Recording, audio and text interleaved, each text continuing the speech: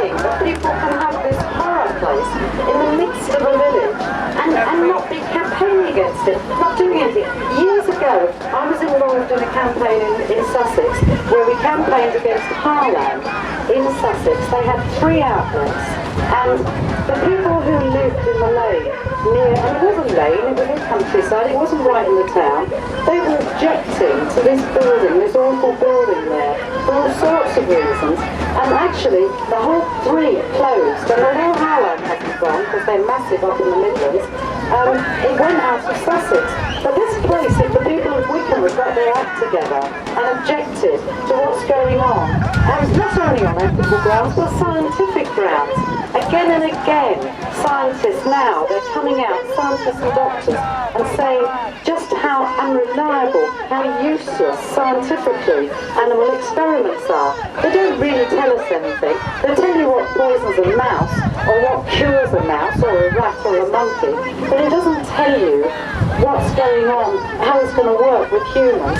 And I read recently that 1 in 4 humans end up going back to hospital when they've been discharged from the side effects of drugs that they're taking. So how anyone can continue with animal experiments is just horrendous. And we think we're so progressive in this country. How many times do we get those letters back from the Home Office or here? We have the strictest regulations in the world. I mean, good God, you think they wouldn't have the guts to keep churning out that garbage?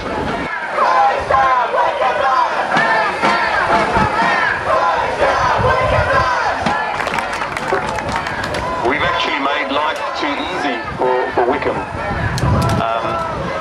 We haven't named and shamed them. My understanding is that the testing of botox products at Wickham takes place on behalf of an organisation called IPSEN, I-P-S-E-N, which is Europe-based. And if we can name and shame them sufficiently, they will drop the mice and use the non-animal testing method. Now, why do I say that we've let them off the hook? Because you remember in 2003, some mice were rescued from Wickham Laboratories and some paperwork was obtained. And in 2004, the Daily Mail wrote a big story about mice suffering and dying due to the testing of botulinum products. That was in 2004. Since then, the media haven't touched this, and the public are largely unaware and ignorant of the fact that 500 mice have to die a slow, agonizing death every time a batch of this stuff is released. We're now 2009. A couple of weeks ago, the Sunday People newspaper wrote an expose about the suffering of mice at Wickham on behalf of IPSEN Laboratories. I really love this quote by John F. Kennedy. A great change is at hand, and our task, our obligation, is to make that revolution, that change, peaceful and constructive for all. Those who do nothing are inviting shame as well as violence. Those who act boldly are recognizing right as well as reality.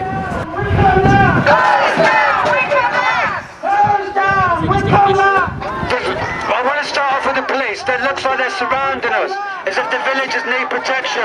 This isn't an accident. This is an orchestrated campaign by the pharmaceutical industry to ostracize us, and they're using the police. And I want you, individual police officers, to understand your role here today. You can quite obviously see that we're here today to peacefully demonstrate. We've negotiated with you on this demonstration. We could be quite happily policed today by 2 police officers, and you all know it. How many drug dealers do you know? How many bike thieves do you know? How many burglars do you know? How many criminal rings do you know personally, each other, that you could have arrested today in Portsmouth, in Hampshire? You're not needed here today. You're here for reasons. Where were you when you were needed? The owner of this place, Mr. Cartmel, William Cartmel, who's still in charge today, who's still up to his old Freemasonry tricks, who is still pulling the strings things. I'm the Chief Inspector, and it's why you're here today. That man was in 1984 a filthy, dirty dog thief. There's a journalist there. Is that your journalist? Please write that down. Quote me on that. Carmel, you're a dirty dog thief. Carmel set up a company called Associated P. It was called APT. We called it Associated Pet Thieves.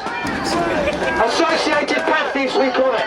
The reason we raided this laboratory, because we raided a place called the Royal College of Veterinary Surgeons.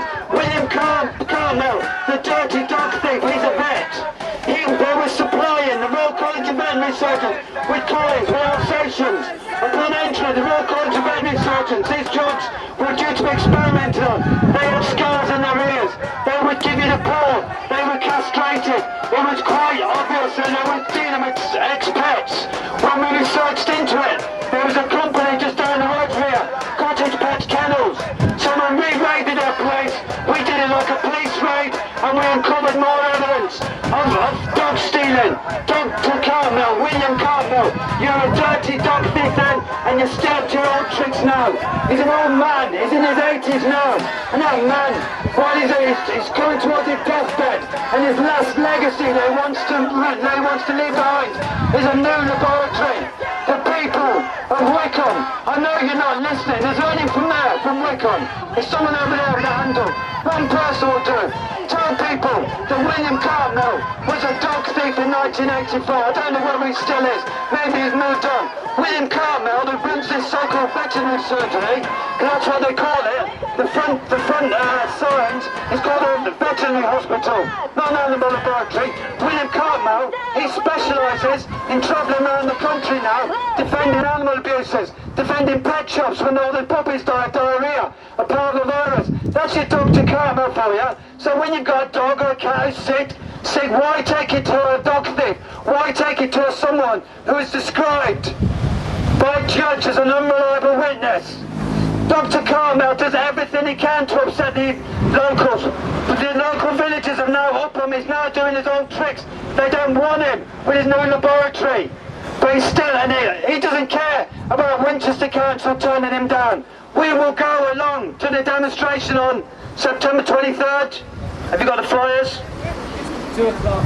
There's flyers here. Please, people of Wickham, if you can, come along and protect the villagers of Upham from what you've had to deal with.